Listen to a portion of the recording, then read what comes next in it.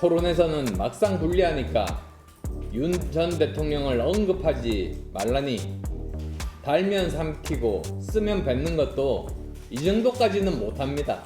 그리고 탄핵이 인용되자마자 대선판에 뛰어든 모습 모렴치의 끝입니다. 안철수 후보님 말씀 자꾸 하시던데요. 급하신가 봅니다.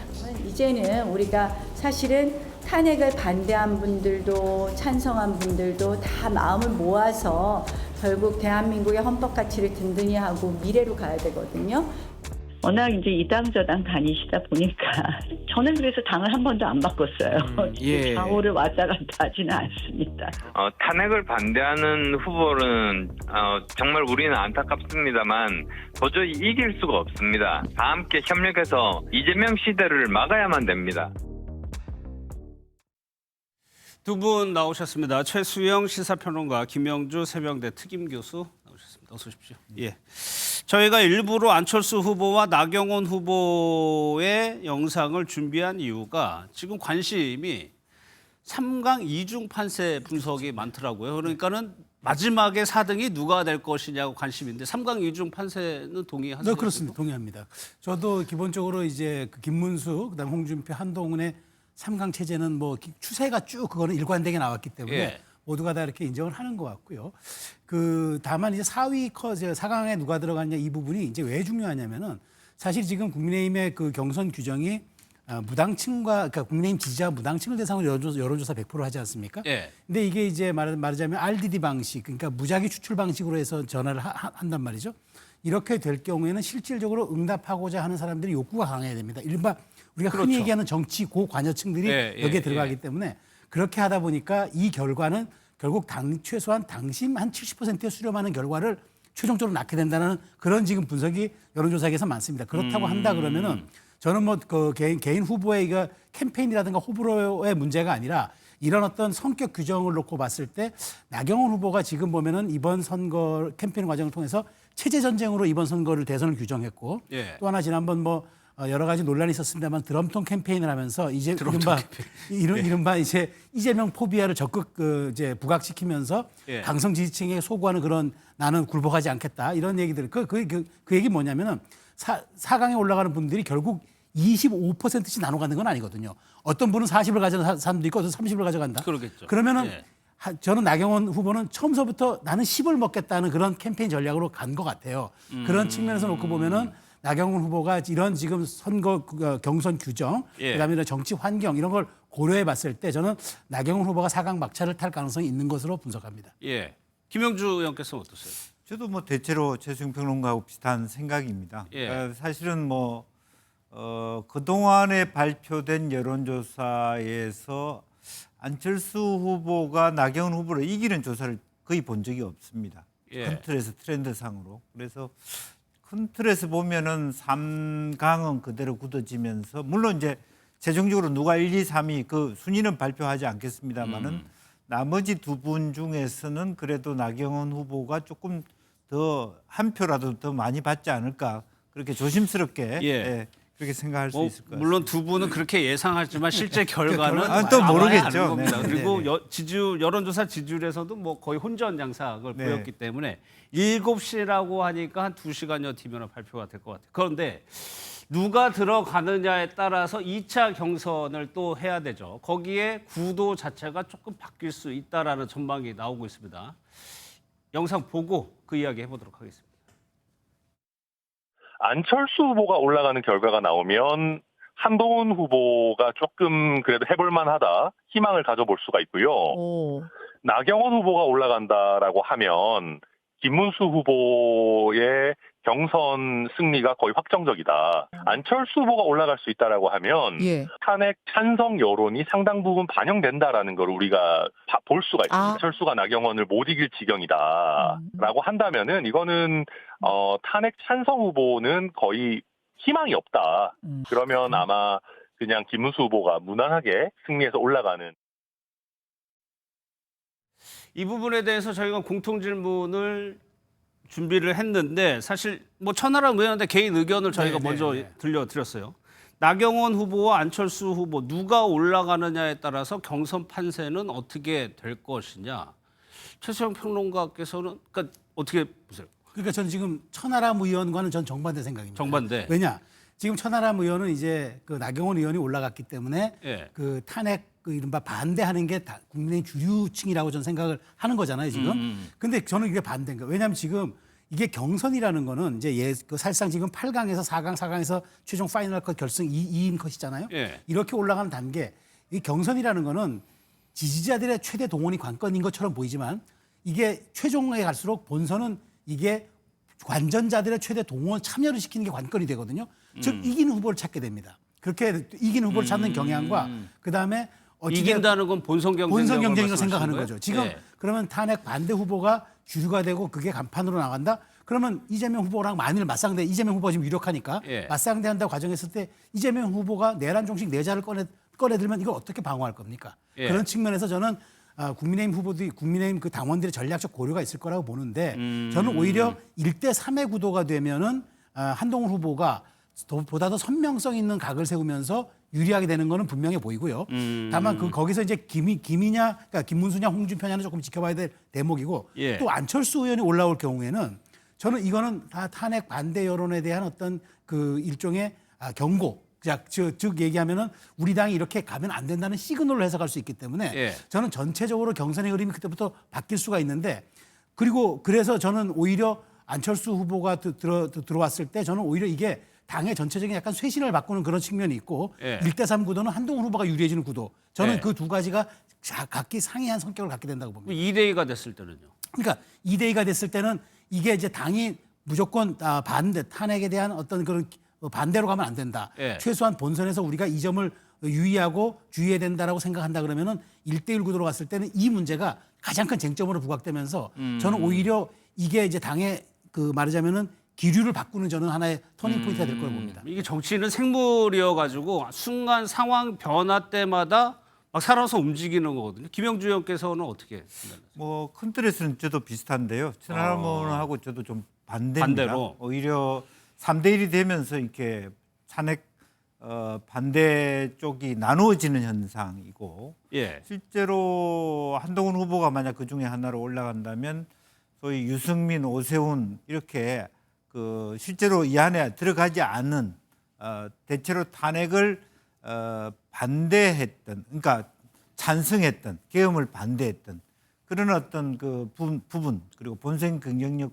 그런 부분에 있어서 상당히 이제 한쪽은 3분할되지만 한쪽은 대체로 몰표를 받는 그래서 최소한 2명 안에 뭐 예컨대 김문수 대 한동훈 이런 형태로 들어갈 수 있는 게 개연성이 많고 또 하나는 사실은 뭐 안철수 후보가 올라온다 하더라도 사실은 한동훈 후보 입장에서는 그 안철수 후보보다는 포션을 많이 가져서 예. 실질적으로 보면 그 한동훈 후보가 이러나 저러나 이익권 안에 들어갈 수 있는 개연성은 좀 높아졌다. 그래요? 왜냐하면 김문수 예. 후보가 이제 당원들이 생각할 때 한덕수 권한 대행으로 갈 거냐 안 할 거냐에 대해서 고민을 하게 될 거예요. 너무 지금 국민의힘에서 김문수를 만들어 놓고 그다음에 한덕수를 추대하다시피 그런 식의 게임의 룰을 만약 퍼뜨리고 있거든요. 예. 이제 과연 그렇게 가는 것이 옳으냐에 대한 고민. 만에 하나 한덕수 대행이 안 나오면 어떻게 하냐. 그리고 예. 김문수 후보가 과연 이재명 후보를 이길 수 있냐. 이런 고민들이 있을 거라고 보여집니다. 예, 결국에는 2차 경선을 가더라도 구도는 찬탄 반탄 그 구도가 유지될 거라고 전제를 하시네요, 두 분 다. 그럼 1차는 당심이 한 70% 정도 네. 반영되는 걸 이제 분석이 된다고 네. 하셨는데 2차 때는 어떻게 되는 거예요? 5대 5잖아요. 민심 50대 이제 당심 50인데 여기도 역선택 방지 조항이 들어가요. 그렇죠. 오히려 조금 더 강화되는 측면이 있겠죠. 강화되는 측면이 있죠. 왜냐하면 이거는 지금은 여론조사 100%지만 그때는 당원 50이라는 아주 명쾌한 반의 절반의 그렇죠. 지분이 있고 그다음에 예. 50도 여론조사지만 이게 이제 그 말하자면 무당층과 국민의 지지층만 대상으로 하니까 이건 오히려 제가 보기에 1차에서는 70% 수렴한다 그러면 2차는 80% 수렴하게 될 가능성이 높죠. 그러니까 당심이 더 강하게 반영된다는 되죠. 거죠. 그런데 제가 아까 말씀드린 대로 그 국민의힘 당원들은 탄핵의 바다를 지난번에 건너기 위해서 이준석 대표를 선택하는 정도의 어떤 전략적 투표를 고려하는 그런 분들입니다. 예. 그렇기 때문에 저는 이번에도 민주당을 이길 수 있는 후보를 찾아야 되겠다고 생각을 하고 그다음에 예. 이길 수 있는 후보라든가 그다음에 이재명 후보가 꺼내들 분명한 내란 종식 이 내자를 반드시 꺾어야 될 후보를 하는 전략적 사고를 한다 그러면은 저는 마지막 파이널 컷에서 결국 이 탄핵에 대한 문제, 그다음에 윤 전 대통령과의 관계 설정에 대한 문제, 예. 그다음에 당이 앞으로 나가야 할 지향점에 대한 문제, 이 문제가 가장 큰 아마 전선과 말하자면은 선거 캠페인에서 이제 토론에서 주제를 형성할 겁니다. 그런 측면을 놓고 본다면 저는 마지막에서 저는 이 어떤 분들을 선택하느냐 이 부분이 저는 마지막에서는 어쨌든 국민의힘의 앞으로 정체성과 비전 이 모든 것을 담보해내는 저는 변곡점이 될 거라고 생각합니다. 예. 두 분이 앞서 김문수 후보하고 한동훈 후보 중심으로 설명을 하신 것 같아서 여기 홍준표 후보도 있으니까 3강 중에 한 명. 네. 김영주 의원께는 홍준표 후보 입장에서는 지금 이 사등을 어떻게 보고 있을까요? 홍준표 후보가 최근 여론조사 트렌드가 나쁘지 않습니다. 사실은. 예. 김문수 후보를 꺾을 수도 있는 흐름들이 있어요. 그러니까 말하자면 한덕수 대행 이야기가 나오면서 김문수 후보의 트렌드가 좀 떨어지면서 그것을 홍준표 후보가 받아먹는 예. 나경원 후보가 먹지는 못하고 그런 의미에서 나쁜 트렌드는 아닙니다. 그래서 결과적으로는 실제적으로 홍준표, 김문수, 한동훈이 비슷비슷하게 나올 가능성이 많아졌다. 저는 그렇게 예. 봅니다. 그러니까 1강으로 가는 김문수 후보가 주춤거리는 사이에 홍준표 후보가 상당히 약진하는 그런 결과가 있다. 그래서 다만 하나 이제 꼬리를 잡는 것은 이번 정책 토론회에서 너무 지나치게 조금 태도의 문제라든지 혹은 예. 여전히 명태균 게이트 문제가 약간 뒷다리를 잡고 있기 때문에 그것을 명쾌히 어떻게 풀고 넘어갈 것이냐라는 예. 부분이 하나 있고 또 다른 각도에서 우리가 이제 최 평론가 얘기에 조금 제가 다른 견해는 당이 그런 방향으로 갈 것은 맞아요. 그러나 이 시점이 너무 짧습니다.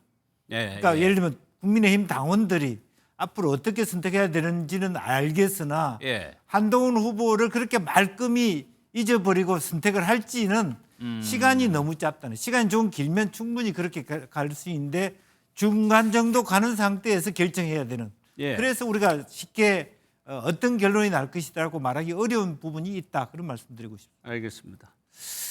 후보의 좀 구체적인 행보도 저희가 한번 살펴볼 텐데 먼저 한동훈 후보 얘기가요. 후원금을 모금을 했는데 신기록을 세웠다고 하네요. 영상을 좀 먼저 보겠습니다. 아침부터 후원금을 모았는데요. 근데 후원금의 총액이 거의 30억에 저는 이게 다 모이겠나? 하루에 차거나 이런 생각보다는 얼마나 또 요즘에 사는 게 어렵습니까? 놀랄 만큼 많이 후원을 해 주셨어요. 저에게 짐을 주시는 거라고 생각해요. 좋은 정치를 하겠다는 약속을 드립니다. 어제 오전 9시에 모금을 시작을 해서 10시간 55분 만에 금액을 다 채웠다고 합니다. 그러니까 이재명 팬덤이라고 하면 이재명 대표가 정치권에서 가장 큰데 23시간 걸렸는데 11시간이 안 걸렸다는 겁니다. 모인 금액은 29억이 넘습니다. 김영주 의원, 이렇게 빨리 단시간 내에 많은 금액을 모았다. 이거는 어떻게 해석을? 그만큼 조직화가 많이 돼 있다. 팬덤이라고 하는 것 자체가 실질화됐다. 단순히 멀리서 바라보는 뿐만 아니라 조직화가 됐다. 예, 실제로 많은 분들 더군다나 큰 돈이 아니라 평균 한 8만 원 정도가 그렇게 많이 모였다라고 하는 것은 평균 한 8만 실제적으로 원대. 많은 분들이 참여했다는 의미가 있죠. 또 하나는 이재명 대표는 누가 보더라도 대통령 가능성이 굉장히 많은 분이고 이미 확정된 분인데 그분에 대해서는 보험성으로 돈을 말하자면 후원금을 낸 분도 있다면 한동훈 대표는 아직까지 후보가 되지도 않고 어떻게 될지도 모르는 상태에서 저는 빠른 시간 내에 저런 돈을 소액의 다수로부터 받았다는 것은 상당히 많은 의미가 있다라고 봅니다. 새로운 정치를 하라고 하는 어떤 그런 열망이 또 국민들 속에서 있고 상당히 많은 중도층들이 또 당의 핵심적인 당원들이라기보다는 보수를 혁신하라고 하는 그런 한동훈 대표에 대한 요구들이 저렇게 빠른 시간 내에 이재명 대표보다 빨리 저런 성과를 울리는 그런 결과를 갖고 또 사실은 돈 가는데 이렇게 표도 가는 거거든요. 그런 의미에서 상당히 이것은 의미 있다. 긍정적인 다른 후보에 후보에게는 비해서 그런 어떤 조직력과 작업력을 바탕으로 힘을 가지게 되는 계기가 된다. 그렇게 봅니다. 근데 실제로 정치권의 후원금이라는 게 이런 정치적인 상징적인 의미도 있는 거지만 실제로 선거 유세하고 하려면은 돈이 필요한 건 사실이잖아요. 지금 국민의힘 지금 기탁금이 헛당 3억이잖아요. 단계별 1억이잖아요. 1억에서 총화 파이널 가는 분들은 이제 3억을 내야 되는데 사실 그 돈이 적지 않죠. 그리고 캠프를 운영해야죠. 그다음에 실질적으로 후보당 3억을 내야 돼요. 후보당 3억을 내는데 이게 지금 1차에는 1억이고 예. 8강은 1억, 4강이 2억, 그다음에 최종 파이널은 3억을 그러니까 총 3억을 내야 되는 겁니다. 그렇다면 한동훈 후보 같은 경우에는 지금 실질적으로 쓰는 돈에 지금 한 3억 정도의 기타금이 한 10배가 정도 들어온 거죠. 그러네요. 그리고 이제 지금 캠프도 운영해야 되고 돈이 많이 들어가는데 저는 어쨌든 이 부분에서 주목하는 거는 한동훈 지금 후보 입장에서 보면 제가 보기에 보수 정치인 계열 중에서 박근혜 전 대통령 이후에 가장 유력하게 팬덤을 형성하고 있는 정치는 분명해 보입니다. 보수 진영에서요? 보수 진영에서. 그동안 보수 진영은 사실은 좀 점잖고 그다음에 이제 말하자면 지진하되 내가 이제 뭐 이렇게 드러나지 않게 지지하는 그런 경우들이 많았는데 예. 박근혜 전 대통령은 이제 아버지에 대한 그 후광 효과 그다음에 뚜렷했던 정치적 자산 이런 것들이 있어가지고 아주 강력한 팬덤이 형성돼 있었지만 예. 그 한동훈 후보 같은 경우에는 사실상 짧은 시간 내에 이걸 이룩했다는 거죠. 그런 예. 측면에서 지난번 당대표 경선에서도 그런 모습을 보여줬는데 지금 어쨌든 이렇게 그 이재명 후보를 넘어서는 신기록을 쓸 수 있었다는 거는 예. 지금 말씀하신 것처럼 돈이 가는 곳에 물론 이제 사람이 갈 수도 있는 거지만 여기에서 저는 반영된 게 최소한 용기를 잃지 마라 해보라는 어떤 그런 무언의 메시지 시그널들이 전달되었다고 보기 때문에 일종의 저는 후원금은 기세 싸움의 한 그 측면으로 보거든요. 예. 그런 측면에서 한 후보가 기세 싸움은 계속 지금 좀 이끌어 나가고 있다라는 분석이 가능할 거로 보입니다. 예. 조금 전에 나온 거 보니까는 이제 2차 경선 진출자 발표가 애초 7시에서 6시 반으로 30분 정도 땡겨진 것 같습니다. 뭐 1시간 좀 넘으면은 결과를 알 수 있을 것 같은데 김현지 지금 한동훈 대표 이 팬덤을 넘어서 근데 문제는 당심 뚫어야 되고요. 당심 뚫고 나서 국민적인 지지를 받아야 돼요. 갈 길이 지금 먼 상황이잖아요. 예.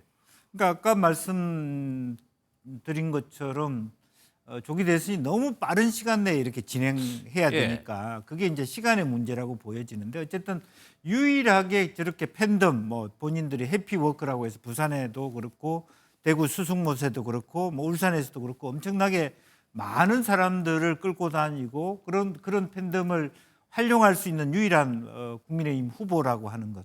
그리고 누가 보더라도 이재명 대표하고 대비했을 때 이번에 대통령께서 파면되고 어떤 탄핵되는 데 있어서 자유로운 후보라는 것. 예. 그런 것들이 아마 최종적으로는 이런 그 여러 가지 어떤 수익금도 많이 후원금도 올렸다는 이런 뉴스들을 우리 일반 당원들이 들어보면서 예. 결과적으로 생각이 조금씩 한동훈 쪽으로 기울 수 있는 계기가 될 수 있다라는 것이고요. 예. 그래서 결과적으로는 어쨌든 그 4명 안에서 당원들도 고민을 하게 될 것이라고 보고 그 고민을 함에 있어서 조금 그나마도 생각을 깊이 해보면 한동훈 후보 쪽으로 끌려가는 표들이 꽤 있을 것이다. 예. 그런 장점으로 보여지고 다만 그럼에도 불구하고 이제 이재명 대표가 갖고 있는 막강한 그런 파워들을 어떻게 이제 무게감으로 맞받아칠 수 있을 것이냐 하는 것들은 좀 퀘스천 마크다. 예. 이렇게 보여집니다. 한동훈 후보가 홍준표 후보와의 뭐 인신공격, 감정 싸움을 좀 했었죠. 거기에 좀 앙금이 낙였을까요? 뭐 탈당도 언급하고 특활비, 명태균 씨도 언급을 했는데 명태균 씨가 이번 국민의힘 경선에 좀 영향을 미칠 수 있을지 한번 영상을 좀 보도록 하겠습니다. 지난번에 당대표 선거 또 서울시장 보궐선거 때 명태균이 여론조사 조작을 참 2번이나 당했는데 참 억울하시겠어요. 명태균 사건을 제가 2번 당했죠. 그렇죠. 네. 뭐 우리 당의 이상한 여론조사로 제가 2번 당했는데요. 사실 뭐 홍 후보님 명태균 사건으로 계속 엮이시니까 좀 불편하시겠지만 이 기회에 좀 털어보시려고 그 말씀 꺼내신 거죠. 명태균 씨가 보석으로 나왔죠. 오늘도 홍준표 후보를 이렇게 언급을 했습니다. 현금 받은 게 없다. 뭐 9번이나 고소. 이거는 명 씨의 주장입니다. 확인을 해봐야 될 것 같은데 계속적으로 홍준표 후보를 얘기하고 있고 뭐 나경원 후보한테도 홍 후보가 좀 물어보는 장면이 있었어요. 최수영 평론가께서 보시기에는 명태균 씨 변수가 살아 있다고 보세요? 경선에? 저는 사실 이번 변수는 없을 거라고 봐요. 우리가 이제 흔히 얘기하는 대로 예. 예측할 수 있는 변수는 변수가 아니라고 하잖아요. 이미 사실 명태균 리스크는 상수가 된 거고요. 이미 윤석열 전 대통령의 파면과 함께 저는 사실 이제 약간의 이제 페이드 아웃 국면으로 갔다고 봅니다. 이게 물론 일정하게 영향 조금은 끼치겠지만 이게 예. 뭐 대세를 좌우할 정도도 아니고요. 홍준표 시장에 대한 이 부분은 이제 물론 이제 홍 시장과 지금 명태균 그러니까 홍보와 명태균 씨가 워낙 주장이 워낙 상반되기 때문에 저는 이 부분 아마 당원들이 최소한 사실관계가 나중에 최종 법적으로 확정될 때까지는 저는 이제 그 파장이 없을 거라고 봅니다. 그런 측면에서 지금 자연스럽게 아마 그래서 이제 홍 후보도 이 부분을 나경원 의원에게 질문을 역으로 던짐으로써 본인은 여기에 대해서 그런 사기꾼하고 엮이는 게 얼마나 억울했겠느냐라는 식으로 본인이 빠져나가는 그런 어떤 하나의 그 카드로 삼았지 않았느냐 저는 그렇게 봅니다. 예. 최근에 한동안은 이재명 대표 지지율이 박스권에 갇혔다는 분석이 많았는데 최근에 여론조사 흐름을 보면은 이제는 국민의힘의 지지율이 박스권에 갇힌 것 아니냐는 분석이 나오고 있는 겁니다. 한번 이 조사 리얼미터 조사를 기반으로 한번 보면요. 이재명 대표 월등히 앞서 있는데 나머지 국민의힘 후보들의 지지율을 산술적으로 합쳐봐도 한참 모자른 상황이란 말이에요. 아까 시간 말씀하셨는데 이 박스권 탈출이 가능하겠느냐? 저는 박스권 탈출이 충분히 가능하다고 봅니다. 그러니까 이제 비응답률이 굉장히 높다고 봐야 되겠죠. 이분들에 대해서는 실제적으로 보면, 그러니까 아직은 이제 이분들 특히나 이것이 박스권에 스스로 갇혔다고 나는 보는데. 국민의힘 스스로요. 예, 그것은 왜냐하면 누가 보더라도 지금 나올지 안 나올지도 모르는 노코멘트라고 얘기하는 한덕수 대행을 바라보고 당이 있는데 당 안에 있는 후보들에 대해서 누가 관심을 가지겠습니까? 그러니까 사실은 전략 자체가 잘못된 거고요. 어찌 보면은 만약에 한덕수 권한대행을 나중에 모셔오더라도 지금은 당에서 그런 이야기라기보다는 근데 최소한 김문수 후보가 되도록 최소한 당 안의 후보에 포커싱을 할 수 있도록 해야죠. 스스로 지금 박스권에 갇히도록 해놓은 거 아닙니까? 누가 보더라도 그러다 보니까 지난주부터는 아예 아무런 활동을 아직까지 코멘트를 안 하고 계시는 권한대행이 1등 하는 조사가 나오고 김문수 후보가 공동 1위 해버리고 이런 상태에서는 그럼 김문수 후보는 뭡니까? 실컷 만들어 놓으면 덮어줄 사람, 엎어줄 사람으로 밖에는 보이지 않는데 김문수 후보보다 아닌 사람들은 영 더 존재 가치가 없는 그렇게 스스로를 만들어가고 있다. 저는 그렇게 봐야 될 것 같습니다. 그러면 거기에다가 그럼에도 불구하고 저는 이제 그 과정이 있다? 지나가면 그래도 51대 49의 부분이기 때문에 지금 이 구성이 그대로 이재명 대표가 60, 70대고 나머지가 30대는 이런 대선 결과가 나온다고 볼 수는 없다 그런 뜻입니다. 그러면 한덕수 대행이 있고요. 또요.